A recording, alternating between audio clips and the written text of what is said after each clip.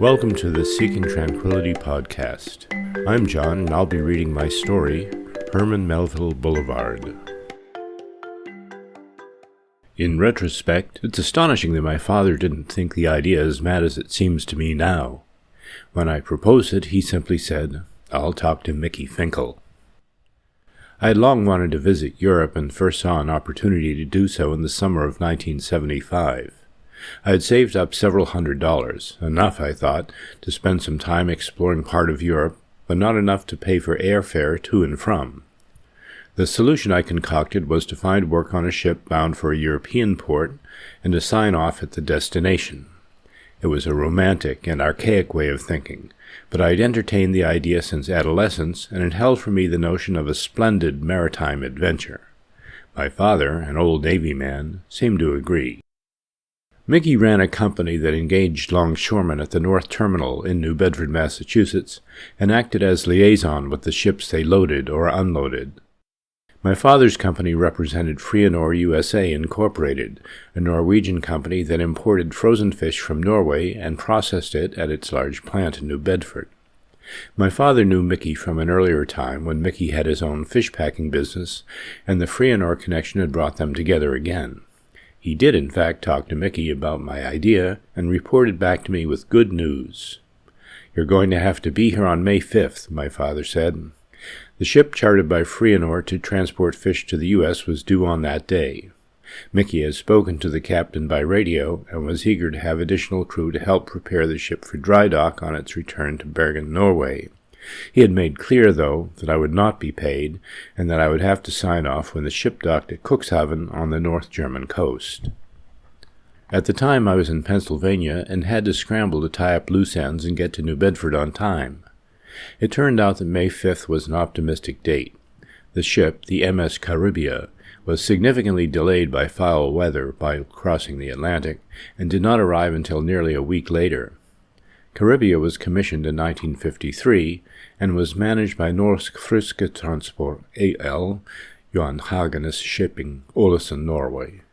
It was a reefer vessel, meaning it was outfitted to carry frozen and refrigerated cargo, and was quite small as freighters go, 75.9 meters, 497 deadweight tons, and diesel-powered.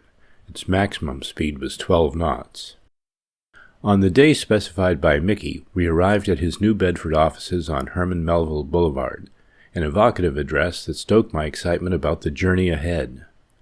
Mickey was a short, very animated man, with an even more pronounced Massachusetts accent than I had grown up with.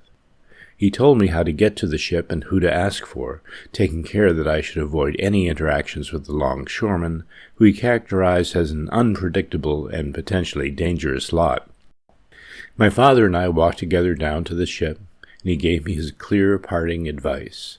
Don't do anything stupid.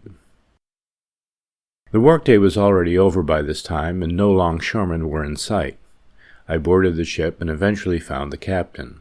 I could see the immediate look of disappointment when he caught sight of me. It was my glasses. He had thought he was bringing on an ordinary seaman, but my dependence on glasses meant I would not be able to stand watch, a problem for the ship since it was short of crew.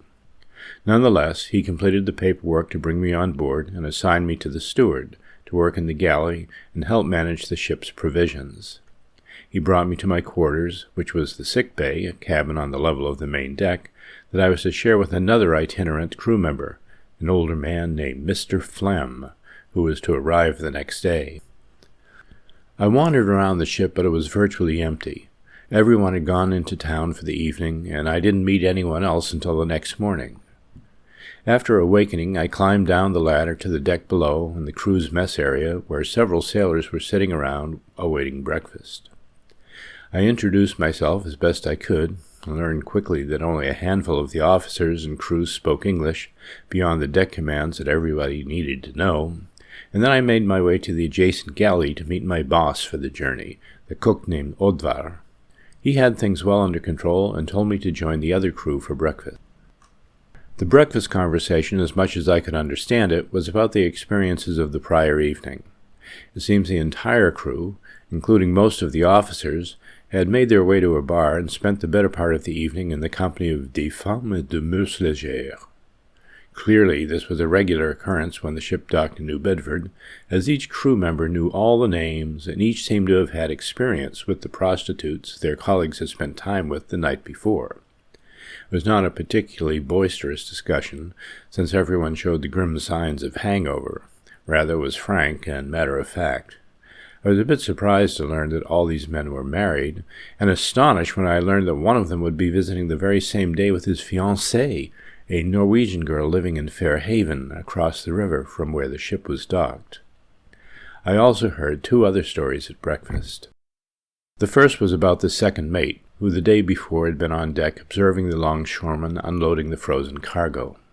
He had placed his hand on the rim of the metal structure that provided an opening to one of the holds where cargo was stored.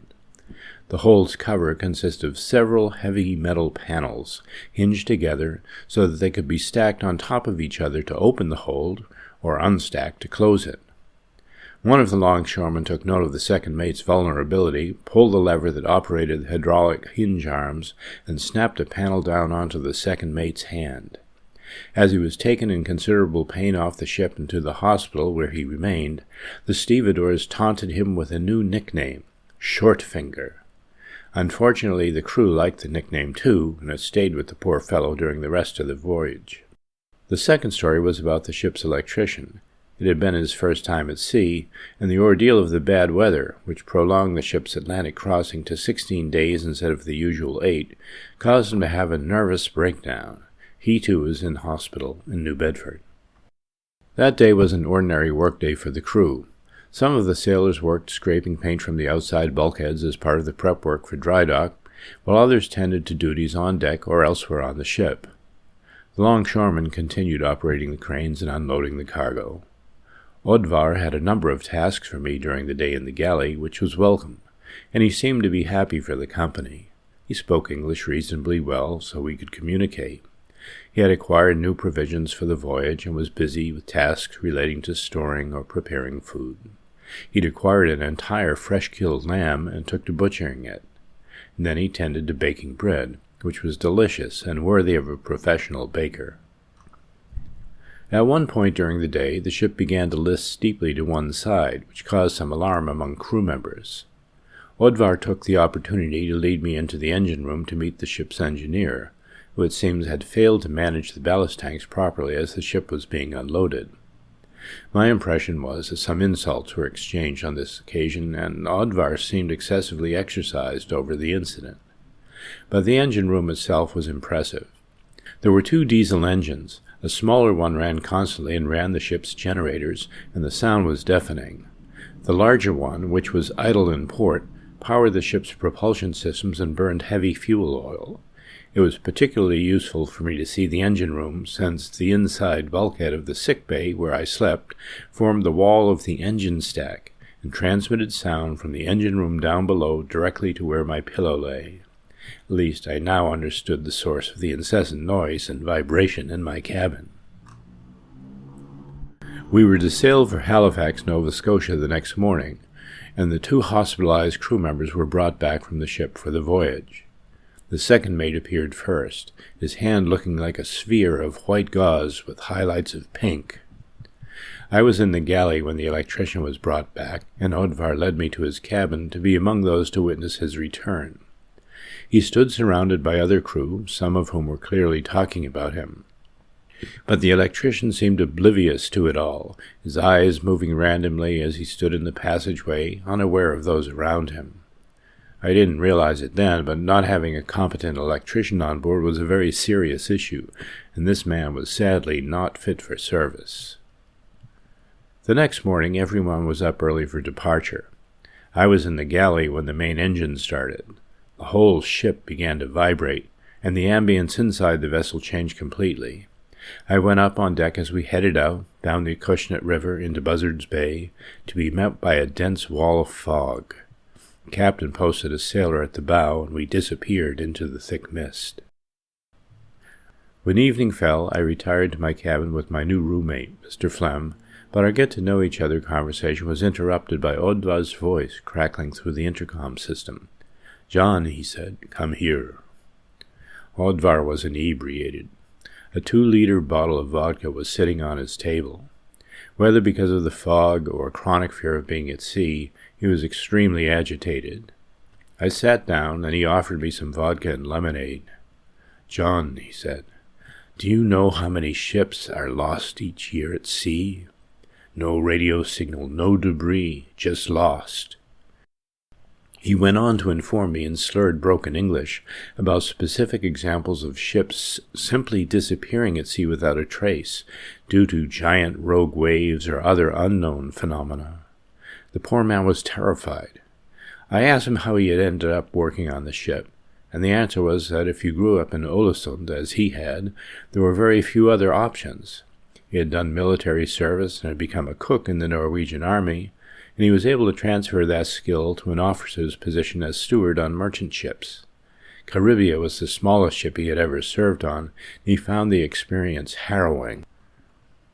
The next morning saw Oddvar's anxiety grow as news circulated that the ship's radar had failed, and the impenetrable fog persisted. At that time, a vessel of its size wasn't required to have a redundant radar system, and with the electrician unable to function and make repairs, the situation was extremely dangerous. The captain now had 2 men positioned on the bow of the ship, staring off into the fog, as well as 2 holding watch on the bridge. The first mate had some experience with electrical systems, but could not fix the radar, nor could the ship's engineer. It was a sign of the captain's desperation that he called me to the bridge and asked if I knew anything about electronics. I did, but explained that it was all about radio and electrical theory, and I had no idea how to maintain radar systems. The captain remained on the bridge, sleepless, for the entire 3 days it took to reach Nova Scotia, and everyone on board was on edge. On the morning we reached Nova Scotia, I left my cabin to find the fog had lifted, and it was a beautiful, clear day. I stood and watched the Nova Scotia coastline glide past as the ship motored onward toward Halifax. It is, I think, the most pleasant memory I have of the journey. But one more misadventure lay ahead. Entering Halifax, we were boarded by the harbor pilot who would bring us to our dock. The sailors had already explained to me that the harbor pilot commanded the ship when in port, and that the international language for his commands was English.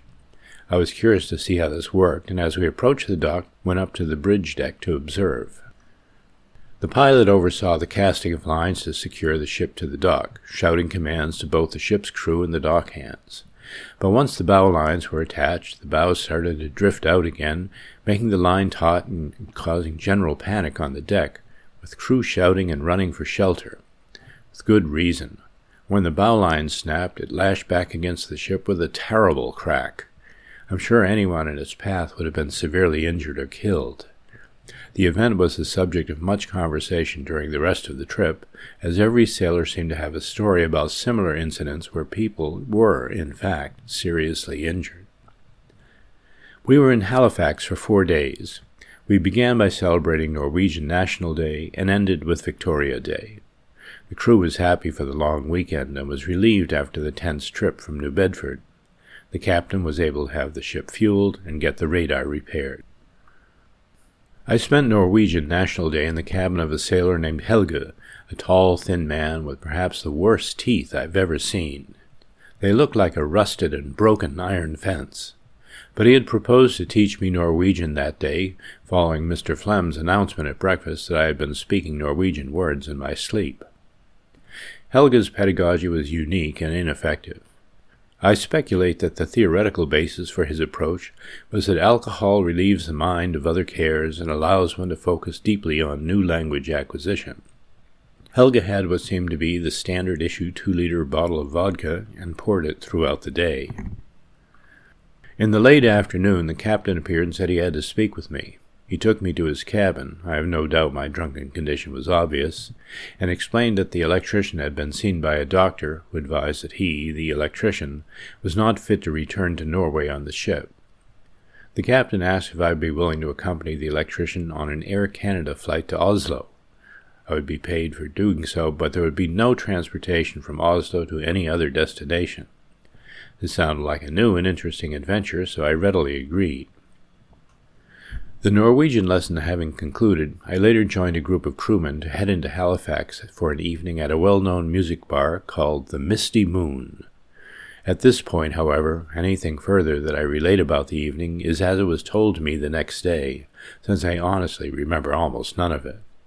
It appears that at the bar I had held the winning ticket in a raffle and went reeling off to claim my prize, not to be seen again.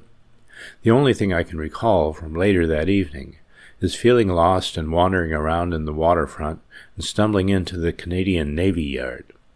2 military police descended on me, and I explained I was looking for my ship. Somehow my explanations rang a bell, and they drove me to where Caribia was docked, and I staggered on board. Whatever had happened that evening out in Halifax, it had left the crew with the impression that I was tough, and I seemed to have gained some new level of respect. This is utterly contrary to how I view myself, and I never learned really what happened to earn such a reputation. At the time, I smoked a pipe, and whenever one of the sailors would see me sitting and smoking, he'd say, "Man with a pipe, very tough." The next couple days for me were recovery. I was concerned about what the alcohol had done to me, since when I had awakened from the adventure in Halifax, I felt as intoxicated as before. I was abstemious from this point forward and recovered slowly. The trip to Oslo was called off. Air Canada required that a psychiatric nurse accompany the electrician, and I had no such qualification. After the Victoria Day holiday, we left for 3 destinations in Newfoundland, where we would pick up 3 different kinds of herring in wooden barrels, pickled, salted, and spiced.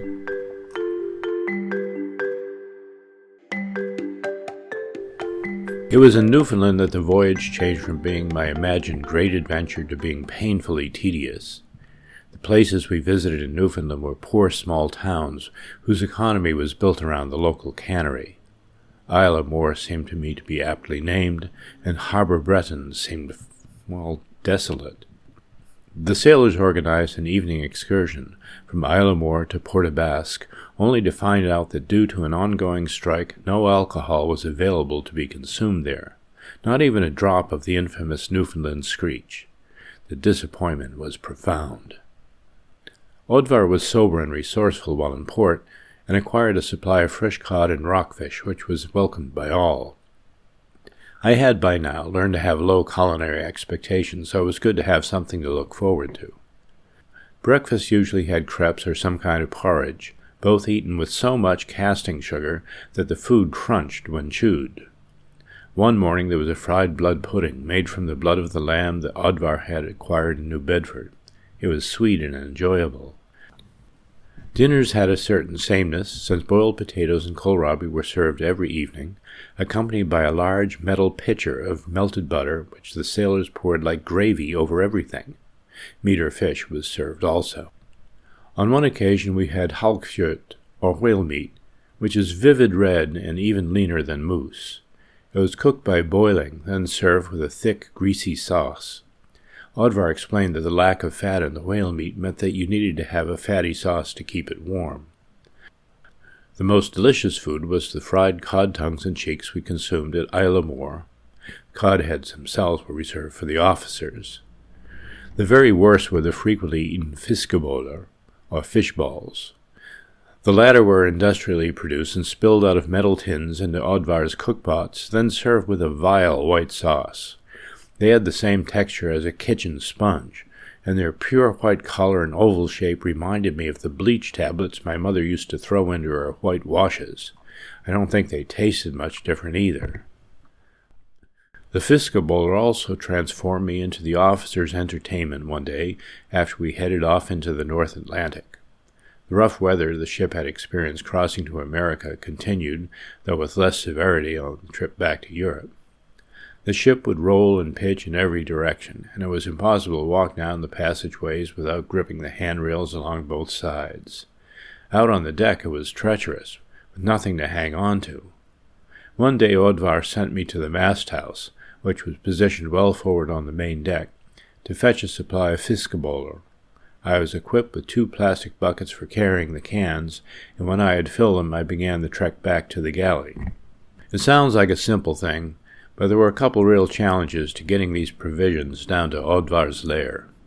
The ship would move unpredictably, with waves washing over the deck from time to time, so it was very slippery. As I stepped carefully across the deck with my 2 full buckets, the ship lurched. I lost my balance, fell, and cans of Fiscabola went rolling in every direction. I recovered and started the task of trying to round up the cans as they skittered in every direction across the deck. At one moment I glanced up at the bridge and witnessed convulsive laughter as the officers watched my efforts from up above. Once the cans were retrieved, the second challenge was to get them back into the ship. Not easy, I assure you. I made my way back to the hatch at the side of the ship which led to the deck below. Under these conditions, when the ship rolled toward the sea, the hatch would swing wildly open and was heavy enough that you could not close it until the ship began to roll back in the other direction. When the ship rolled away from the sea, the opposite situation arose. So timing was everything. I waited for the optimal moment to set down the 2 buckets, grab the handles of the hatch, open it up, move the buckets inside, then close the hatch before the roll of the ship made it too heavy to handle. It all seemed to happen in an instant. Apart from incidents like this, the week it took to cross the Atlantic was, for me, very dull. I would spend time in the galley preparing food as Odvar, perpetually intoxicated, somehow managed to cook 3 meals daily for a crew of 15. The ordinary seamen would spend their shifts working to prepare the ship for dry dock, and I did not envy them their tasks. The worst was the cleaning out of the ballast tanks in anticipation of maintenance in the dry dock. The officers chose the calmest days for this work, but it was still nightmarish. One day, 3 sailors were assigned the job of cleaning out the forward ballast tank, the part of the ship that experienced the greatest movement as the ship motored along. The worst part of the job, working with a shovel inside the tank, fell to Helge, who began his descent using the iron ladder welded to the interior bulkhead. But the rungs were rusted and broke, and Helge fell screaming into the mess below. There was a general panic, and soon nearly everyone was on deck. Helge survived uninjured, and was retrieved by his colleagues covered in a stinking black tar of dense grease, decomposing fish, rotten seaweed, and salt water. In general, if someone was not working, they were asleep. The pitching of the ship made it uncomfortable to loiter in the mess areas, where the crew generally socialized and complained about having to spend 6 months on such a small vessel. My fantasy of adventure had blinded me to the possibility of crushing boredom, and I had failed to bring any reading matter. Nearly all the books and magazines on board were in Norwegian. The only 2 things accessible to me were a French translation of Jack Kerouac's On the Road and the memoirs of Cordell Hull, a thick 2-volume work by Franklin Delano Roosevelt's Secretary of State, who was clearly not Roosevelt's greatest admirer. I read both twice before we reached Cuxhaven. Rummaging around in the sick bay, I also found a volume in English that was a manual for responding to all manner of medical emergencies. It gave detailed instructions for the treatment of common illnesses, broken bones, and even surgical procedures. There were, for example, step-by-step instructions for performing an emergency appendectomy. I later told Odvar had been looking at this manual, and he revealed that he was also the ship's surgeon. The image this conjured of Odvar, 3 sheets to the wind on an angry sea, swaying above an injured or sick colleague with scalpel in hand, was very sobering. There is, or was, also a period while crossing the Atlantic when radio broadcasts go silent, adding to the boredom. One of the harbingers of getting close to the destination was the first radio broadcast we picked up, which was from Cork, Ireland. It was one of those radio stations that plays almost nothing but trad music, and it got on my nerves then as much as it does now. It was welcomed, however, by everyone as a sign of approaching civilization once again. We also began to see other ships. Ships would appear behind us and quickly overtake us as we moved slowly across the waves at 11 or 12 knots. Then we entered the English Channel, which, relative to the North Atlantic, feels like a highway of ships. I spent as much daylight time as I could on deck, observing the passing landscapes and the many other vessels. As we approached Cuxhaven, the brown water of the Elbe River was flowing out into the North Sea, creating miles of interesting patterns as the salt and fresh water slowly mix. The first mate saw me leaning on the railing, watching, and called for me to come up to the bridge for a better view. I took his advice on the best place to stand as we sailed into Cuxhaven, outside on the deck next to the engine stack. I should have known better. I'd been set up to be next to the ship's whistle as they sounded it on approach to the harbor. I wear hearing aids these days, and I'm sure the experience bears some responsibility for that. Once we were docked, the captain met with 2 officers from German immigration to discuss my signing off from the ship. I was called into his cabin and was interrogated by 2 uniformed men who asked me about my money. I showed them my traveler's checks, my travel plans in Germany, my plans for return home, and other things. The captain smiled excessively, tried to reinforce everything I said. Sure, he was afraid I'd have to remain on the ship, whose next stop was to be in Leningrad, which is now St. Petersburg. The immigration men were satisfied, however, and I gathered my things and made the rounds to say my goodbyes. Everyone gave me the same advice. I had to visit Hamburg. Go to Große Freiheit, they said, and the Reeperbahn. In fact, I had already made my list of local destinations to visit. Altenbruch, very close to Cuxhaven, to see the marvelous 16th century organ there, which I was able to play. Lübeck, where some of my favorite 17th century music was composed, and home of the delicious Lübecker Marzipan Schwarzbrot, and then Hamburg, and many places much further south and west. My father had spent years at sea and had crossed the Pacific in vessels even smaller than Caribia, so I'm sure he knew what I was in for. He probably also knew how naive I was, but was still sympathetic. Think of it. I boarded a ship with an exotic name in New Bedford, Massachusetts, docked just off Herman, Melville Boulevard. How could this not have reinforced dreams of a great seafaring adventure? But the experience was hardly of an exotic Melvillian kind. Yes, I appreciated better the daily risks of those who, of choice or necessity, pursued this kind of working life. Indeed, I had been introduced almost immediately to the kinds of physical and psychological injury that can arise through human malevolence or natural circumstances. As the voyage progressed, I also felt something of the oppression that the crew complained about from the constant vigilance needed to preserve personal safety and the day-to-day sameness and isolation on the open ocean. What stays with me most tangibly from that trip across the Atlantic is how it changed my perspective of the world we live in. I was accustomed to heading down to the boatyard with my father to go out fishing and returning at the end of the day. I had never appreciated the immensity of the oceans, however, and that the land we live upon comprises the lesser part of our world. I had also not experienced the tremendous power of the ocean in this way before. There were times on the way across the Atlantic when I'd leave my cabin, carefully timing things so I could open and close the hatch, and look up and see the crest of the waves 20 or 30 feet above my head as the ship sank into the trough. We seemed so insignificant and small, and so we seemed to be still.